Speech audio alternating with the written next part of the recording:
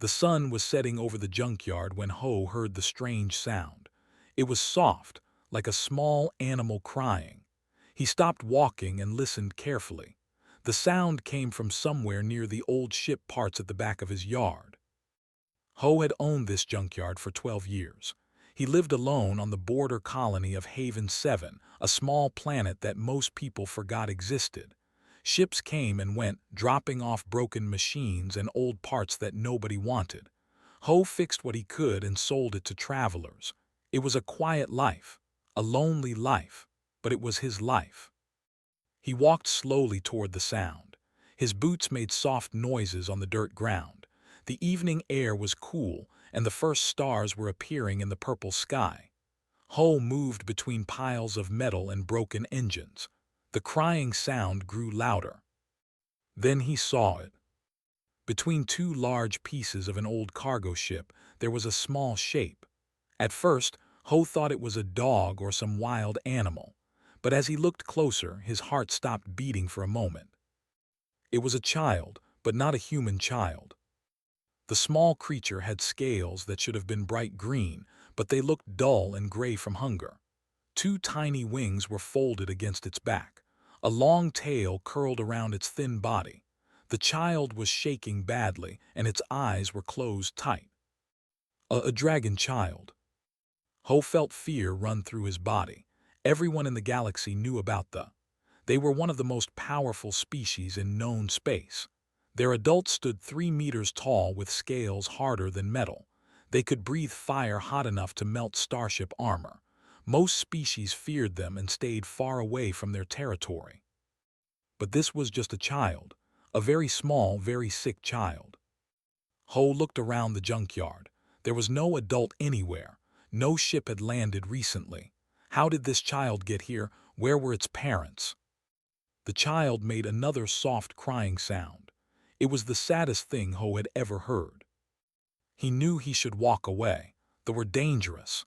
If he helped this child, maybe angry warriors would come looking for it. Maybe they would destroy his junkyard. Maybe they would kill him. But Ho could not move his feet. He just stood there, looking at the small creature shaking in the cold evening air. The child was alone, just like him. Ho remembered being young. He remembered being scared and hungry and having nobody to help him. He remembered sleeping in cold places and wondering if anyone would ever care about him. He could not leave this child here to die. Slowly, very slowly, Ho got down on his knees. He made himself as small as possible so he would not look scary. The child's eyes opened just a little. They were golden like two small suns, but they were filled with fear. "Hey there," Ho said softly. He kept his voice gentle and calm. "I am not going to hurt you, I promise." The child tried to move away, but it was too weak. Its small body shook even more. Ho felt his heart break into pieces. "You are hungry, yes, cold?" Ho asked. He pointed to himself. "My name is Ho, I live here, I have food, and a warm place to sleep." The child just stared at him. Ho did not know if children could understand human language, but he kept talking anyway. Sometimes the sound of a kind voice was enough. "I am going to pick you up now, okay? Very gently, I will not hurt you." Ho reached out with both hands. The child made a small scared sound but did not fight. Its scales felt cool and dry under his fingers. The child weighed almost nothing. It was so light, so thin. How long had it been without food? Ho stood up carefully. He held the child against his chest, trying to share his body warmth. The small creature was still shaking, but after a moment it pressed its face against Ho's shirt. It was looking for comfort, looking for safety. "It is okay," Ho whispered. "You are safe now, I have got you." He walked back to his small house at the front of the junkyard. It was not a big house, just 2 rooms with old furniture and a kitchen that needed cleaning, but it was warm inside, and that was what mattered. Ho put the child down on his old sofa. He found a thick blanket and wrapped it around the small body. The child watched him with those golden eyes, still filled with fear but also something else now, maybe a tiny bit of hope. "I will make you something to eat," Ho said. Wait here. He went to his kitchen and looked in his food storage. What did children eat? He had no idea, but all children needed food, right? He decided to make something simple. He heated some meat soup and cut some soft bread. When he came back to the living room, the child had not moved. It was still wrapped in the blanket, watching the door like it expected something bad to come through it. Ho put the food on a small table near the sofa. He did not try to feed the child directly. He just put the food there and stepped back. "This is for you," he said. "Eat when you are ready. I will not watch you. I will be right here if you need me." He sat down in his old chair across the room. He picked up a broken radio he had been fixing and pretended to work on it. But really, he was watching the child from the corner of his eye. For a long time, nothing happened. The child just sat there, looking at the food. Then, very slowly, one small clawed hand came out from under the blanket. It grabbed a piece of bread and pulled it back under. Ho heard soft chewing sounds. He smiled but did not look up from his work. The child ate the bread. Then it drank some soup. Then it ate more bread. It was so hungry that it finished everything in just a few minutes. When Ho finally looked up, the child was staring at him. Its golden eyes were still careful, still scared, but it was not shaking as much now. "Good," Ho said with a warm smile. "There is more if you want, but maybe sleep first, yes. You look very tired." The child did not answer, but it curled up on the sofa, still wrapped in the blanket. Its golden eyes slowly closed. Ho sat in his chair all night, watching over the small dragon child. He did not know what tomorrow would bring. He did not know if he was making a big mistake. But right now, in this moment, he had done the right thing. He had not ignored his heart. Outside, the stars shone bright in the sky over Haven 7. And for the first time in many years, Ho's small house did not feel so empty anymore. 3 days passed, and the dragon child still did not speak. Ho tried everything he could think of. He talked to the child in a gentle voice. He asked simple questions. He told stories about his life on Haven 7, but the child just watched him with those golden eyes and said nothing. The child was getting stronger, that was clear. The dull gray color was leaving its scales and they were slowly turning a soft green again. It ate the food Ho made, though only when Ho was not looking directly at it. It drank water. It slept a lot, wrapped up in the blanket on the sofa like a small green cocoon. But it would not speak, and it would not let Ho come close. Every time Ho tried to sit near the child, it would move away.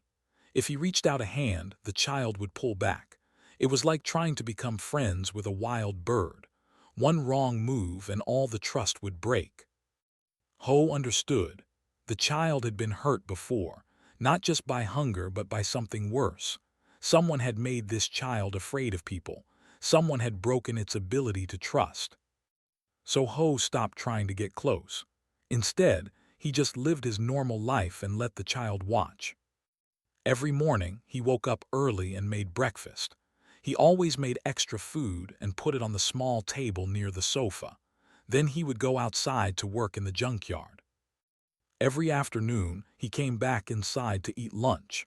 He would sit in his chair and talk about his day. He told the child about the broken engines he was fixing. He talked about the ships that passed by overhead. He described the color of the sky and the sound of the wind. The child never answered, but it listened. Ho could tell by the way its ears moved slightly, following his voice.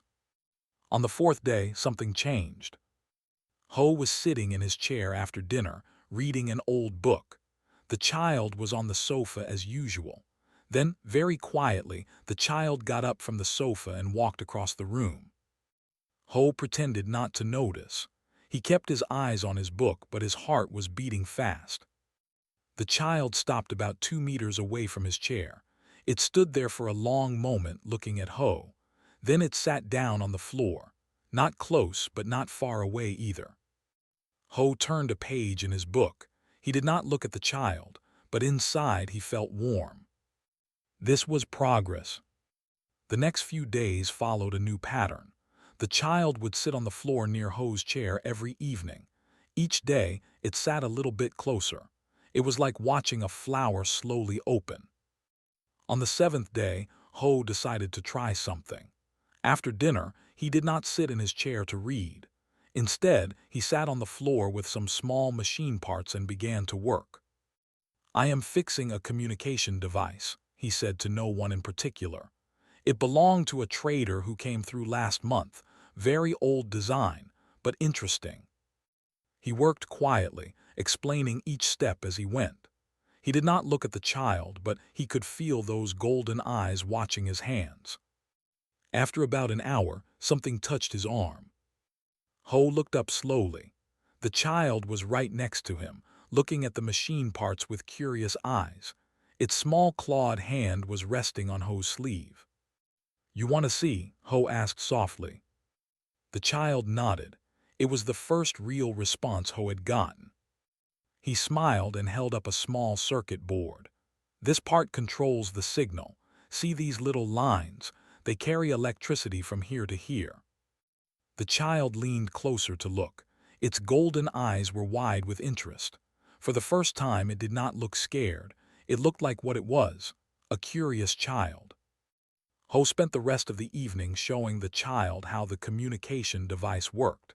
He let the child hold some of the safer parts. He explained things simply, using his hands to demonstrate when words were not enough. When bedtime came, the child went back to the sofa, but before it closed its eyes, it looked at Ho for a long moment. Something passed between them, something that felt like the beginning of trust. On the 10th day, the child finally spoke. Ho was making breakfast when he heard a small voice behind him. He turned around quickly.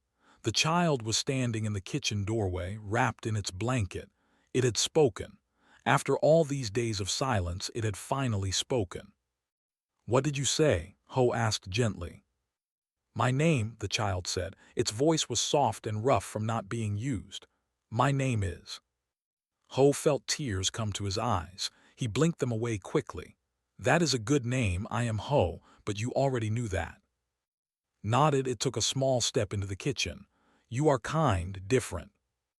"Different from who?" The child was quiet for a moment. Then it spoke again, and its words broke Ho's heart. "Different from my clan. They left me. They said I was broken, defective. I cannot make fire like other children. I tried and tried, but nothing ever comes out. So they left me on this planet to die." Ho stood very still. Anger filled his chest. Hot, burning anger at whoever had done this to a child. Who throws away a child because they are different? What kind of monsters would do such a thing? But he pushed the anger down. Did not need his anger right now. Needed his kindness. Ho said carefully, "Come here." The child hesitated, then walked slowly toward him. Ho got down on his knees so they were at the same eye level. "Listen to me," he said. "You are not broken, you are not defective. You are a child, a brave, strong child who survived alone in a junkyard. That takes courage, that takes strength." His golden eyes filled with tears. "But I cannot make fire. I am useless to my people." "Then your people are fools," Ho said firmly. "Being able to make fire does not make someone valuable. Having a good heart makes someone valuable. And you have a very good heart, I can see it." A tear rolled down Scaled cheek. Then another. The child began to cry, really cry, for the first time since Ho had found it. Ho opened his arms, ran into them and held on tight. The small body shook with sobs. All the pain, all the fear, all the loneliness came pouring out. Ho held the child and let it cry. He rubbed back gently and whispered soft words of comfort. "You are safe now," he said. "You are not alone anymore. I am here. I have got you." They stayed like that for a long time, a human man and a dragon child, holding each other in a small kitchen on a forgotten planet. When finally stopped crying, it looked up at Ho with red-rimmed golden eyes. "Can I stay?" asked in a tiny voice. "Can I stay here with you?"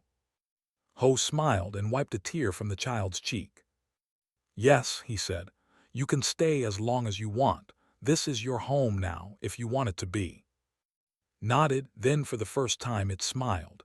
It was a small smile, unsure and fragile, but it was real. Home, repeated like it was learning a new word.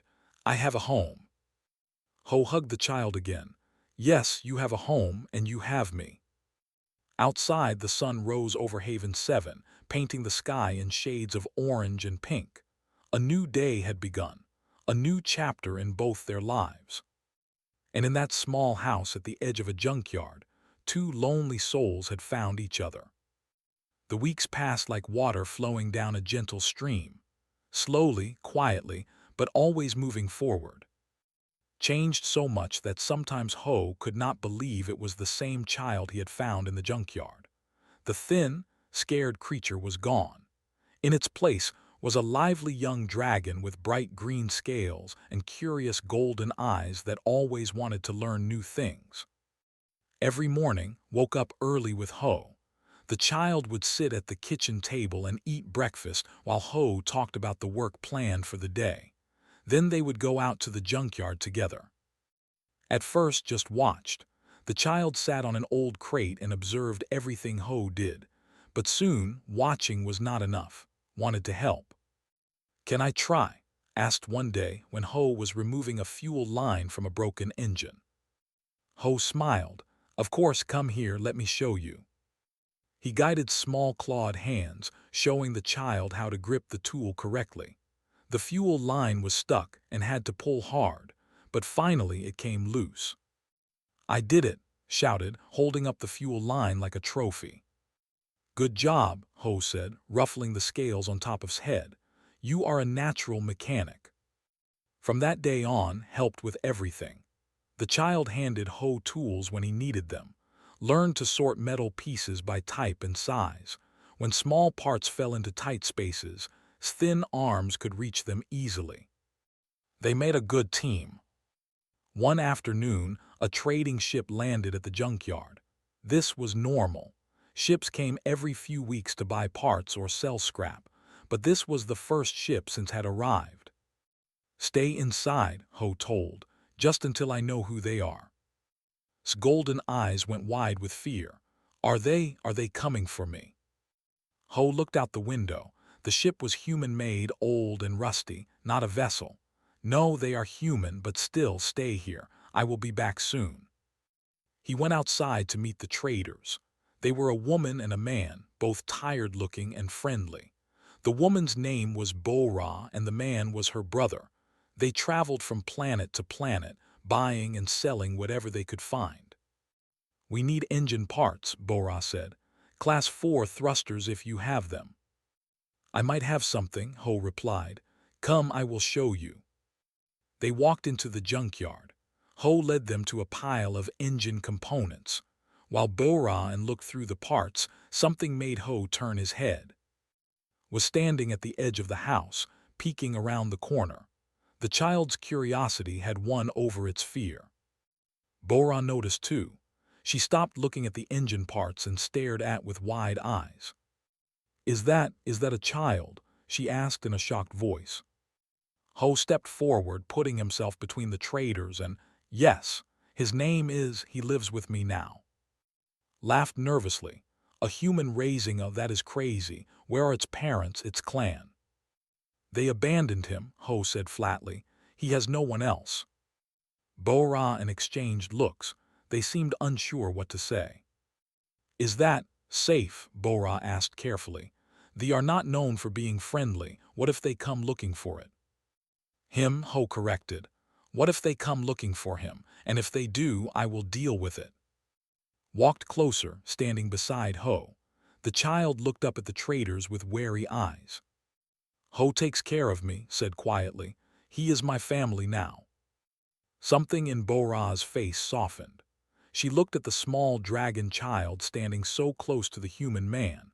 She looked at how held onto Ho's leg, seeking comfort and protection.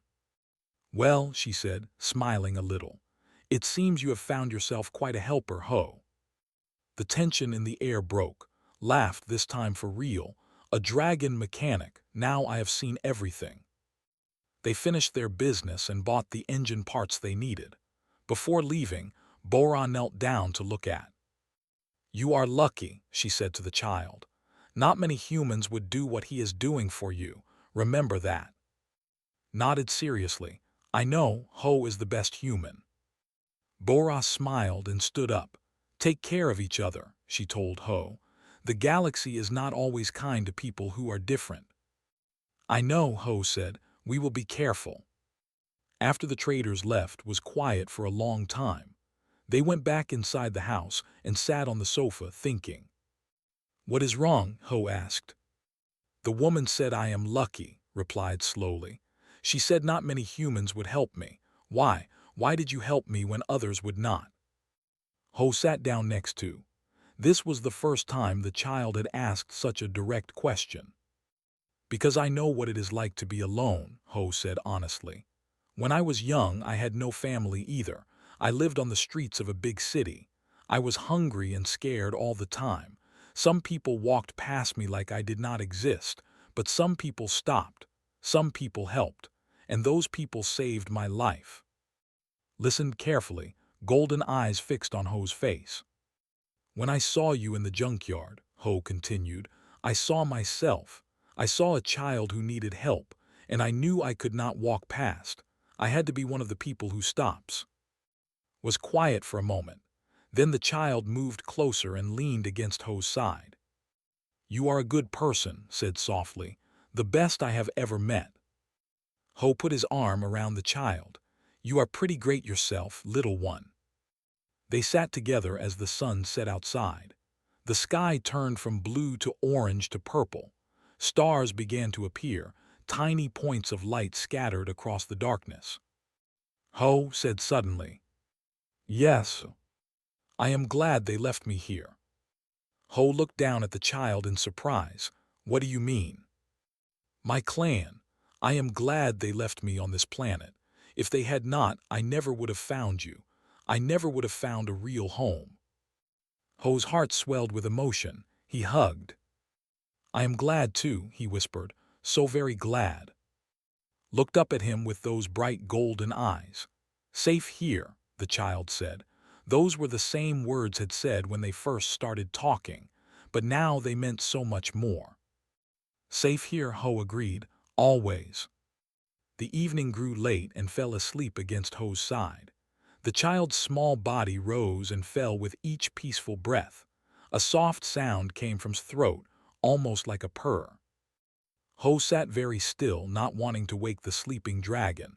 He looked around his small house, at the worn furniture, at the pile of machine parts waiting to be fixed, at the child sleeping beside him. This was his life now, not lonely anymore, not empty anymore. He was a father, not by blood but by choice, and that choice was the best thing he had ever done. Outside, a shooting star crossed the sky over Haven 7. Ho closed his eyes and made a wish. He wished for more days like this one, more peace, more happiness, more time with his son. The ship came without warning.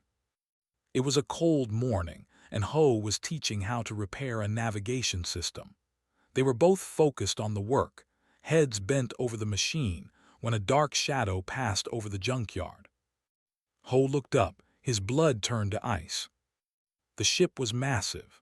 Its hull was dark red, the color of dried blood. Strange symbols covered its sides, written in a language Ho could not read but recognized immediately. "Yes." "Go inside," Ho said quickly. "Now, hide under my bed and do not come out until I tell you." Scales had gone pale with fear. The child was shaking. "They found me. They came back." "Go," Ho pushed toward the house. "Run." Ran. Ho watched until the child disappeared inside the house. Then he turned to face the landing ship. The vessel touched down at the edge of the junkyard, crushing several piles of scrap under its weight. The engines powered down with a deep rumbling sound. Then the main door opened, and 3 warriors stepped out. They were terrifying. Each warrior stood over 3 meters tall. Their scales were deep red and black. Huge wings folded against their backs. Their eyes burned like hot coals, and when they breathed, Small flames flickered between their sharp teeth. The leader stepped forward. He was the largest of the three, with a scar running down the left side of his face. "Human," the leader said. His voice was deep and rough like grinding stone. "We are looking for something, a young one, defective. It was left on this planet 3 lunar cycles ago." Ho stood his ground. His heart was pounding, but he kept his face calm. "I have not seen any children." The warrior tilted his head. He sniffed the air, then smiled. It was not a friendly smile. "You lie, I can smell the child. It is here in your dwelling." Ho did not move. "Even if there was a child here, why would you want it? You threw it away. You left it to die." "Our reasons are not your concern, human." The warrior took another step forward. "The child belongs to our clan. We will take it back." "Why now?" Ho demanded. "Why come back after all this time? You did not want him before."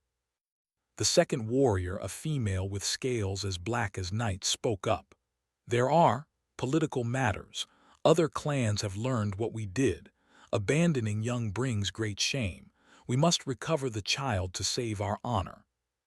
Ho laughed. It was a bitter, angry sound. "Honor? You speak of honor. You threw away a child because he could not make fire. You left him alone to starve and die. There is no honor in that." The leader's eyes narrowed. Flames flickered brighter in his throat. "You dare speak to us this way? We could burn you to ashes where you stand." "Then do it," Ho said. He spread his arms wide. "Kill me, but know this.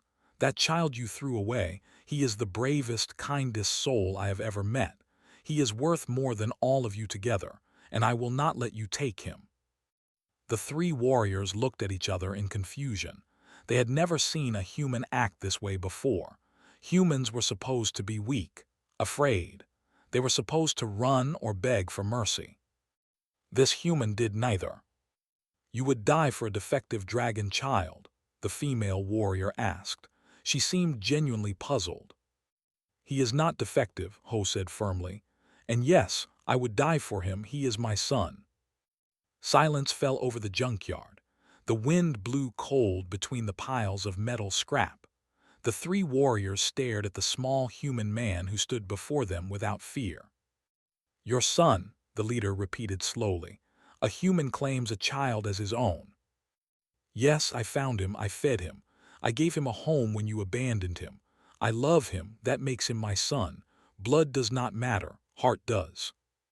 The leader stepped closer. He towered over Ho, blocking out the sun. His hot breath washed over the human's face. "And what if we simply take him? What can you do to stop us, little human?" Ho looked up at the massive dragon warrior. He was terrified. Every part of his body screamed at him to run. But he thought of those golden eyes and that small, trusting smile. He would not run.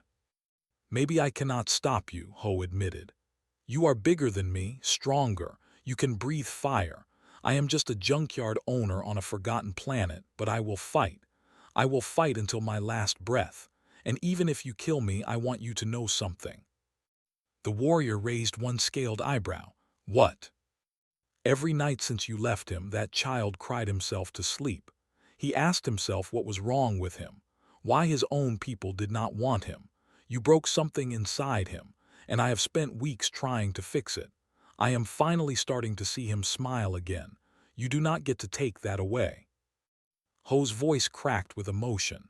"You had your chance with him. You chose to throw him in the garbage. Now he is mine, and I will never let him go." The junkyard fell silent again. The warrior stared at Ho for a long moment. Then something strange happened. The female warrior with black scales stepped forward. She looked at Ho with a different expression now.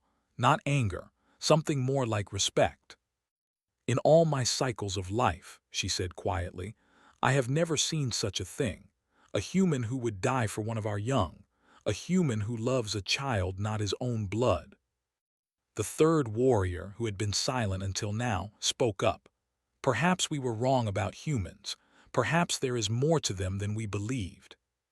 The leader said nothing. His burning eyes stayed fixed on Ho's face. The tension in the air was thick enough to cut. Then from behind Ho, a small voice rang out. "Leave him alone." Ho spun around, was standing at the edge of the house. The child was shaking with fear, but his golden eyes burned with determination. "No, go back inside." But walked forward. Each step was hard, each movement fought against the terror in his body, but he kept walking until he stood beside Ho.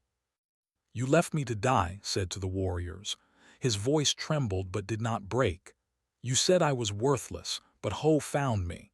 Ho saved me. He does not care that I cannot make fire, he loves me anyway." Grabbed Ho's hand and held it tight. "This is my father now. This is my home. I am not going anywhere with you." The three warriors looked at the small child holding the human's hand. They saw the determination in those golden eyes. They saw the love between the two. And they saw something that maybe, just maybe, made them question everything they believed about strength and worth. The leader straightened up. He looked then at Ho. "This is not over," he said finally. "We will return." Then he turned and walked back to the ship. The other two warriors followed. The engines roared to life, and the dark red vessel lifted into the sky. In moments it was gone, disappearing among the clouds. Ho fell to his knees. All the fear he had been holding back came rushing through him. His hands shook badly. Hugged him tight.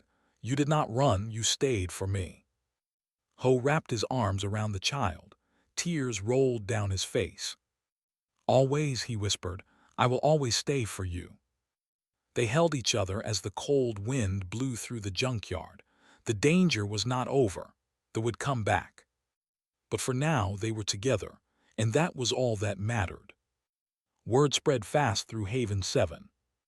Ho did not know how it happened. Maybe the traders Bora and had talked. Maybe someone had seen the ship land. But within 3 days, everyone on the small colony knew the story. A human junkyard owner had stood up to 3 warriors.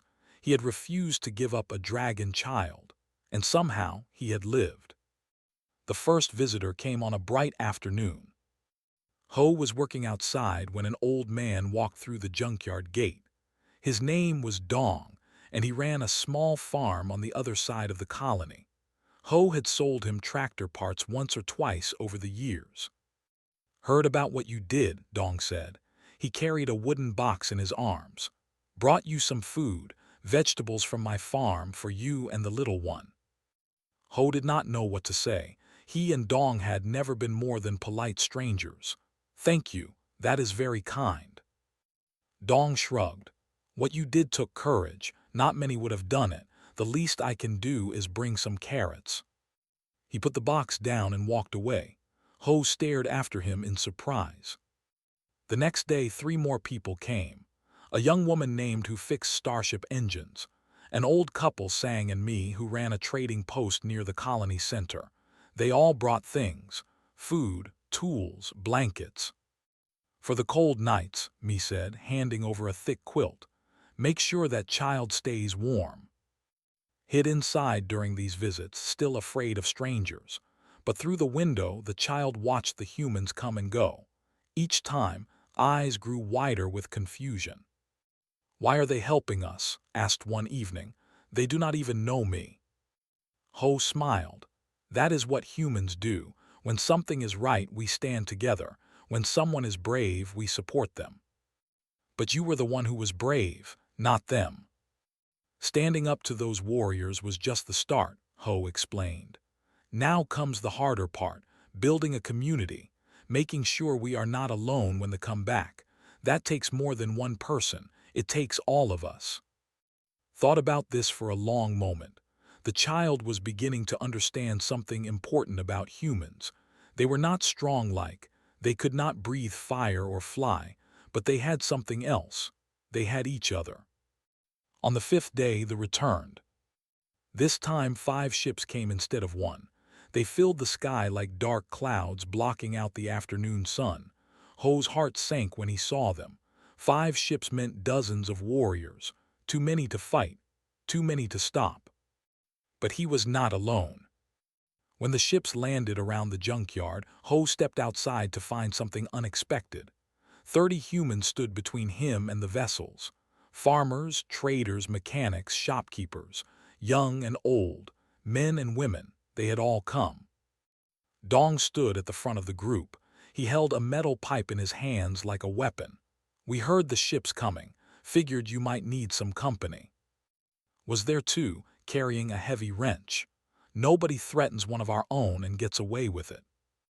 The warriors emerged from their ships. There were many more this time. 40, maybe 50. The leader from before walked at the front. When he saw the crowd of humans, he stopped in surprise. "What is this?" he demanded. Ho pushed through the crowd and stood at the front. "These are my friends, my neighbors, my community." "They cannot stop us," the warrior said. "We could destroy all of you in moments." "Maybe," Ho agreed. "But you would have to kill every one of us first. Are you ready to do that? Are you ready to slaughter 50 innocent humans just to take one child you already threw away?" The warrior's eyes swept over the crowd of humans. They stood together, shoulder to shoulder. Old Sang and his wife Mi, young with her wrench. Farmers and traders who had never held a weapon in their lives. They were all afraid. Ho could see it in their faces. But they did not run. The female warrior with black scales stepped forward. She looked at the humans with an expression Ho could not read. "Why?" she asked. "Why do all of you stand here? This is not your fight. The child is not your blood." Dong spat on the ground.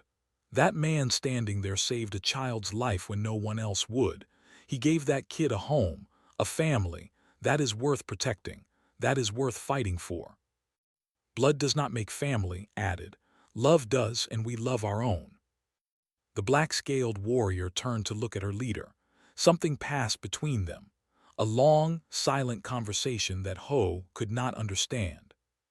Finally, the leader spoke again. His voice was different now, quieter, almost thoughtful. "We have traveled many star systems. We have conquered worlds. We believed our strength made us great. But today I see something I have never seen before." He pointed at the crowd of humans. "These creatures are weak. They have no fire, no claws, no armor. Yet they stand here ready to die for a child that is not their own species. They stand together as one. This is a strength we do not have." The black-scaled warrior nodded slowly. "Perhaps we came here looking for the wrong thing. We wanted to take back a child to save our honor, but there is no honor in what we did. The honor belongs to them, to the ones who saved what we discarded." The two warriors looked at each other. Then the leader did something that shocked everyone watching. He lowered his head. "Human," he said to Ho, "you have shown more courage and more love than our entire clan. The child is better off with you. We will not take him." Ho could not believe what he was hearing. "You are leaving. You are letting him stay." "Yes." The warrior raised his head again. "Let this be known across the stars. This human and this child are under the protection of the Flame Scale clan. Any who threaten them will answer to us." He turned to his warriors and roared a command in the language. One by one, they began returning to their ships. Before leaving, the black-scaled female walked up to Ho. She looked at him with those burning coal eyes. "I hope to see the child again someday," she said quietly. "When he is grown, perhaps by then he will teach us what true strength means." Then she was gone. The ships lifted off one by one until the sky was empty again. The crowd of humans stood in stunned silence. Then someone started to cheer. Others joined in. Soon the whole junkyard was filled with the sound of celebration. Ho felt a small hand slip into his. Stood beside him, looking up at the sky where the ships had disappeared. Tears rolled down the child's scaled cheeks. "They left," whispered. "They really left." "They did." Ho knelt down and held his son close. "You are safe. You are home, forever." Around them, the humans of Haven 7 celebrated their strange and wonderful victory. They had faced down an army of dragons with nothing but courage and love, and they had won. Dong clapped Ho on the shoulder. You are a crazy man, you know that?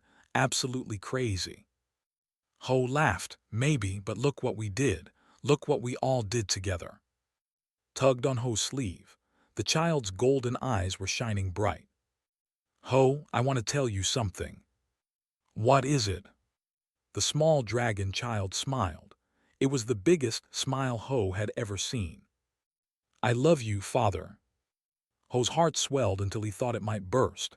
He hugged tight, tears streaming down his face. I love you too, son, more than all the stars in the sky. And there, in a junkyard on a forgotten planet, surrounded by friends and neighbors who had become family, a human and a dragon child looked up at the endless sky together. They were home.